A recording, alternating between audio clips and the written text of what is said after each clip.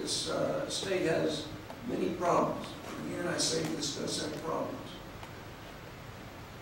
One gentleman said the cost will be absorbed. The cost is not going to be talked about a president making $200 million or something ridiculous. That's a problem. But it's not for you all to solve. And when we have people saying that the problem's going to be solved by the EPA, I cringe. That's no way to solve the problems. By being the police state that says you're going to pay your like Obama appears to be saying, the president can only be paid so much. We're talking about socialism here. The EPA, I know has a deal about dust. Dust is something that the EPA is going to start making. I'm losing my voice here, I'm sorry. The EPA is going to have dust regulations. I can't wait till you guys visit Lubbock, Texas. They got quite a bit. But I'm concerned, my main concern is the EPA getting involved and not being able to do anything. And these people out here saying, oh, you're going to save our lives. You're going to do everything for us. Ain't no way. I hate to hear that as a solution when we know the government absolutely does not solve the problems. Again, they create the problems. Now, you all might be thinking that, well, I'm just, I'm one guy now saying this, talking this direction. But I feel that it's something that needs to be set up, pulled out, and for you guys to be aware of that major problem with the EPA. We had global warming was a big problem.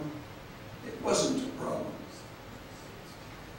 The problems that people are talking about today, all the emotional, which are real, I don't mean to undermine it, it is a big problem. The state government has lobbyists. They're paid by the industry. The federal government has lobbyists. They get paid by the industry. There is no way the EPA is going to be able to take control over the situation. I was asked earlier, what kind of a solution do I have? The solution is not, I'm not genie, and I dream of genie. I can wiggle my nose, and there's an immediate solution. It's always wrong. But there's an immediate, it takes time. It takes time to solve. You can't do it emotionally.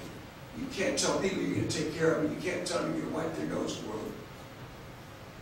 A lot of the time it takes people to take care of the problems. Industry is big and bad, and the government is what has come across and destroyed these people's their hope. They're thinking that because the government is being paid by the industry, the federal government is going to be paid by the industry, whether you guys like it or not. Politicians are what control this government, not the EPA. If the politicians decide that they want the EPA to work this way, you have a consent decree, January 11th. That's when it's got to be out. That's for the politicians. It might not be practical to have out by that time. You all can't do anything about it. You're stuck. You work for the government. You do what the government says. That's my problem. Okay, thank you very much for your comments. Thank you both. And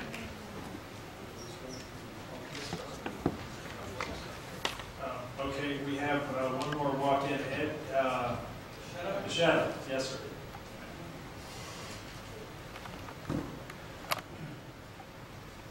What's my time limit?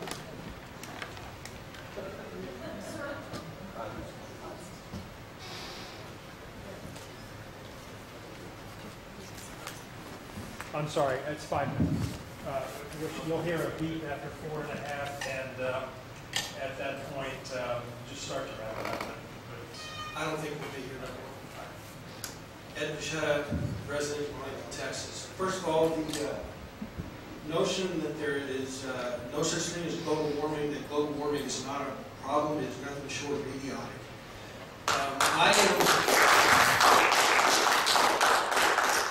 I'm in favor of the strongest possible regulations to control air pollution in the Dallas-Fort Worth Metroplex. You people need to possibly consider doing what it is you can do to set up something like the air control board that exists in Southern California, because our problems here are approaching the depth of their problems if they're not there already. Nobody's job, nobody's property rights are more important than my right to breathe clean air, and my kids' rights, and my neighbors' rights, and every citizen's rights to have a healthy environment, clean air, clean water, safe environment to live in.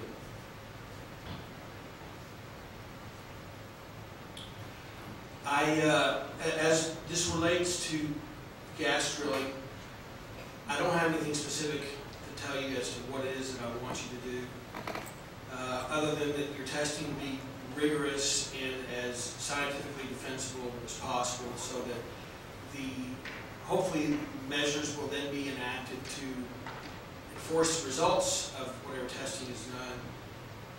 Hopefully the measures that enact the results of those tests will have the substantiation they need to last, to withstand court challenge, and to be made effective. There is a lot of shilly-shallying that goes on with EPA regulation. The industry gets in and complains about how onerous it is and how much more time they need to comply. Enough of that.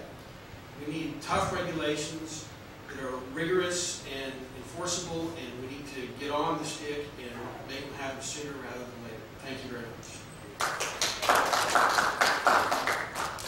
Thank you. So Kim Field and Faith Chatham.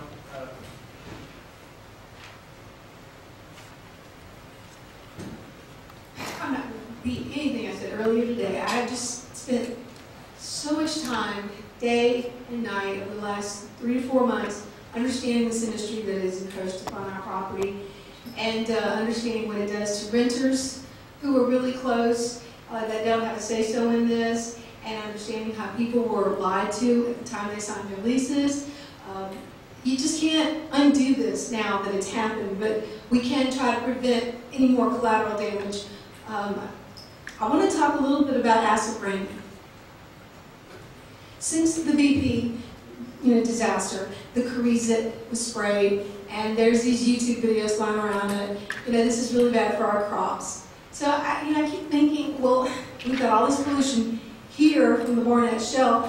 What's it doing to our cattle, its milk, the beef, the produce? It's our food. And Texas Sharon's been telling me, Kim, you can talk about the problems of urban drilling, but the rural drilling is really our food chain. Ultimately, it is going to be what we eat and what we drink. So just, thinking about our produce and what we're having to be, eating. And this is, if people go and buy organic food, how organic can organic food be when it's grown outside and the fallout growth gets into our produce? So that's basically what I wanted to say. And I don't think anybody mentioned tonight that there's really, in Texas, an average of 1 person for every 3,300 wells in Texas. This recent growth, it has been about 265%, and then they've been doing these budget cuts. So I didn't hear anything mentioned about that. And speaking of acid rain, today I watched a YouTube video where our Fort Worth mayor subscribes that evaporation purifies the air. So he's effectively saying, acid rain doesn't exist. So I think that's all I'm going to say. I think that with baseline blood testing, I wish I would have had my son had the benefit of that when he got sick in February. But if there's some way we can write that into some federal code, that if you're living next to a gas well and you want your blood tested before, during, and after, that they pay you these inordinate amounts of money, especially during the time they're fracking and you want to get away, that you can afford to get away. Thank you. Thank you so much for hanging in here today. I'm Faith Chatham with the DFW Regional Concerned Citizens, and Kim and I live a few blocks from each other. And it's really great to have someone like her, who is president of our neighborhood association. It's a great segue into what I was going to talk about, because on the very bottom it says toxic air emissions threaten our water and food chain. The difference between what we have normally been as a nation and what many of the countries in South America and also in Africa have is that we have had an abundant amount of air, water, arable ground, fresh things. We've been able to be self-sustaining. Pardon me, when I get tired, I have a long time speaking, and so I'll try not to go on too far. But if we make our land unusable, we do not have an economy. The basic line when we talk about economic development, I've spent most of my life in some area of economic development or international economic development, and I've done a little bit of sideways into working in media and technology. But at the same time, technology, good new technology creates jobs. And that's what America has been built on, is our new breaking edge technology. And we've gotten slow on that. But if you don't have a market for that technology, you don't do it. The truth of the matter is, by court, it's ironic that as much faith as we have in you, you're here today because of a court order. But I think that you're also here today because there's a new day dawning at the EPA, and many of you have a heart to be here. And you're glad to be a part of the EPA now versus a few years ago. And you're having to play catch up. And the more faith and hope and expectations we invest in you, the greater the possibility of us being greatly disappointed. But there's also the opportunity that you may exceed our expectations. And that's what we really need for each of you, to exceed our expectations. The court is saying that you are supposed to revise the technology every 8 years. But I don't think there's anything that says you can't continually evaluate new technology and make recommendations that may be implemented periodically between that time. I have a lot of boat anchor PCs in my house. I would like to see a lot of boat anchor, oil and gas technology retired rapidly as we come into smarter and better ways of saving our environment. Several people tonight have addressed the social justice aspect, but I'd like to talk about what I think is the John Crow era of split estate. We've gotten away from requiring people to pay a poll tax to participate in our system, but we haven't gotten away from allowing an absentee landlord to sign a waiver for an apartment complex with 1,000 residents, many children. The residents will be fined, they will be penalized if they break their lease early, but there's nothing that says that owner cannot sign a waiver that will put their very lives in danger. Right here in Arlington and in South Fort Worth, we have one of the highest infant mortality rates in the nation. Third world countries do not have as high a rate as we have. And yet at the same time, the apartment complex near the well that's being proposed near Kim's house, By the Cowboy Stadium. not a Cowboy Stadium, but it's being proposed by trailer court. Of course, Arlington doesn't want a trailer court. You know, I mean, apartment dwellers are cockroaches, but trailer park dwellers are worse than that. And then the other one is a Hispanic-occupied apartment complex. I would say 99% Hispanic with young mothers of childbearing age, and that's going to be right on the other side. And these people do not get notified. They don't get a chance to know that there's a hearing. They don't get a chance to see something in their own language. They don't get a chance to sign a waiver. And by heck, they pay all the taxes